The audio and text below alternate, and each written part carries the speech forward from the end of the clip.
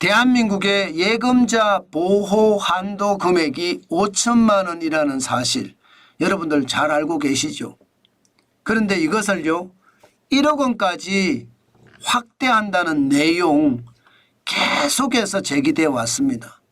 지난 총선에서도 여당도 야당도 예금자 보호 한도액을 1억 원까지 상향한다는 이야기를 다 공약으로 내세웠었거든요. 그런데 끝나고 나서 조용하다가 갑자기 더불어민주당 이재명 대표가 민주당은 예금자 보호 한도를 현행 5천만 원에서 1억 원으로 높이는 방안을 신속하게 추진하겠다 이렇게 끌고 나왔습니다. 야, 갑자기 또 이런 이야기가 나오니까 시장에서는요 이게 무슨 얘기야 이렇게 이야기할 수밖에 없습니다. 아마 이재명세 이게 부담이 되기 때문에 금융투자소득세에 대한 어떤 부담을 줄이기 위해서 이게 성동격서 전략이 아닐까 저는 그런 생각은 해봅니다. 그렇지만 여러분 예금자 보호 한도액이 5천만 원에서 1억 원으로 올라가야 되는 것 저는 이재명 대표가 이야기하는 것처럼 당연하다고 생각합니다. 이거는 전략적 혹은 정략적일까 봐 문제지 당연히 말입니다. 지금 보시다시피 2015년 5월 실제로 뒤로 가보면요.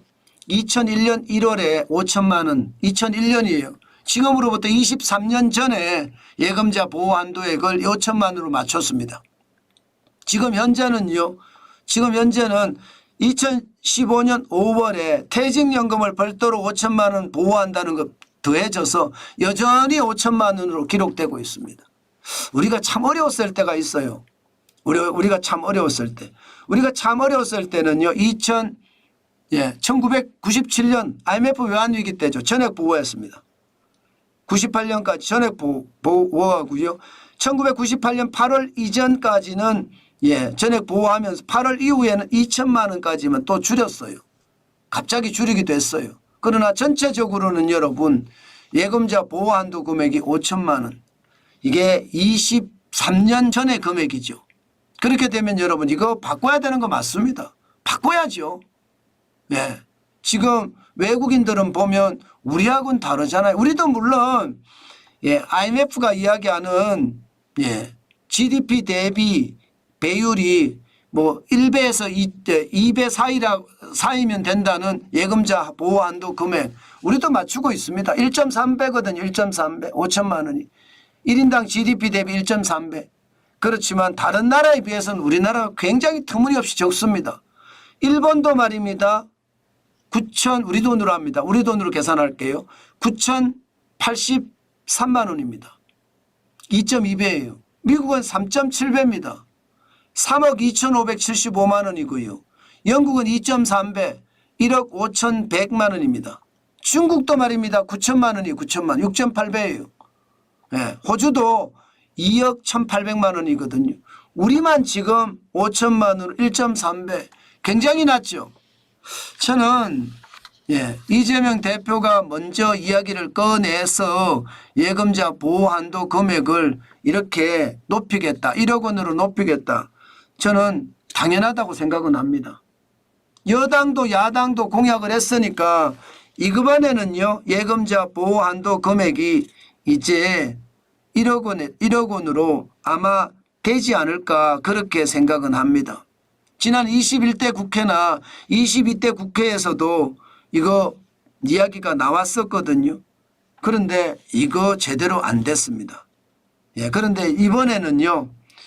민주당이 뭐 패스트 트랙이라고 하나요? 신속 처리 안건 패스트 트랙으로 지정을 해서라도 신속하게 추진하겠다. 이렇게까지 이야기를 하는 걸 보면 충분히 저는 이번에는 추진이 되겠다. 그 생각은 합니다. 그렇지만 우리가 반드시 염두에 둬야 될 그런 상황이 있어요. 지금이 예금자 보호 한도를 5천만 원에서 1억으로 올리는 것이 맞느냐 하는 시기 말입니다. 시기는 약간 좀 불안한 그런 상황이 되는 건 사실이에요. 금융 취약성 지수가 보면요. 지금 2024년이죠. 2024년 1분기가 30.5였는데 2분기는 31.5거든요. 뭔가 조금 올라갑니다. 물론 장기 평균 34.9보다는 낮지만 31.5라는 건 금융 취약성이 좀 낮다는 거예요. 금융 취약성 지수라는 게 금융이 얼마나 나쁘냐. 외환위기를 100으로 봤을 때 지금 현재 어떤 위기 상황을 나타내 주는 건데 이게 34.5라는 것은 그렇게 썩 좋은 상황은 아닙니다. 지금 우리 은행이 그만큼 어렵다는 거예요. 좀 더 나아가 보면요. 금융 불안 지수라고 있습니다. 이게 주의 단계가 12예요. 12. 위험 단계는 24고요. 6월 현재 16.3이거든요. 16.3. 과거 말입니다. 글로벌 금융위기 때는 77까지도 올라갔고요. 외환위기 때는 100을 기록을 하기도 했습니다. 100이 기준이니까. 그러니까 지금이 16.3이니까 뭐 큰 위험은 아니다 이렇게 이야기는 하지만 좀 불안은 하죠. 불안은. 그래서 이 시기가 적절한지 저는 민주당이 제안을 했고 여당도 국민의힘도 검토를 하고 대통령실도 검토를 하고 금융위원회도 검토를 할 것 같습니다. 그렇지만 검토는요 굉장히 신중하게 시장의 충격이 최소화되는 방안으로 저는 해야 된다고 봅니다. 아무래도 1금융권은 위기를 맞을 수도 있거든요. 머니 무브라고 해야 되나요? 1금융권에서 2금융권, 3금융권으로 옮겨가는 거 말입니다. 그런 영향도 제대로 분석을 해야 될 겁니다. 아마 1금융권에서 2금융권으로 옮겨가는 게 많을 거예요. 2금융권이 아무래도 예금이나 적금에 대한 이자가 높으니까 그런 위험성도 반드시 검토한 다음에 예금자 보호 한도 금액을 5천만 원에서 1억 원으로 올리는 거 저는 당연하다 이렇게 생각합니다. 반드시 말입니다. 시장은 위험이 있을 수 있거든요. 그 위험을 제대로 검토하고 시장에 대응하는 것 저는 굉장히 중요하다고 생각합니다. 저는 모처럼 야당이 말입니다. 시장을 좀 시장처럼 보는 것 같아요. 모처럼. 야당도 그렇게 시장을 시장처럼 봐야 됩니다. 시장을 마치 자기들이 쥐고 흔들 수 있는 그런 시장이라고 생각하면 안 되거든요. 그런데 뭐 검투세 같은 경우는 그런 경향이 강했습니다.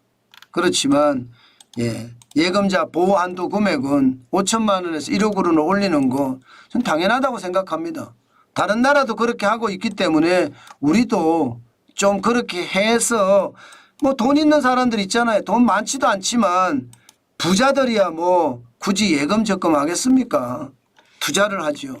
그러나 뭐 투자 안 하는 뭐 중산층이 있습니다. 그럼 중산층에게도 좀 어떤 혜택이 돌아갈 수 있게끔 하는 것 지금쯤은 그런 게 필요하지 않을까 싶어요. 반드시 시장의 어떤 상황은 검토한 다음에 시기도 조정해 가야 되겠다. 그 말씀 제가 오늘 꼭 드리고 싶습니다. 그만큼 금융이 취약하다는 것 다시 한번 생각을 해 봐야 된다는 뜻입니다.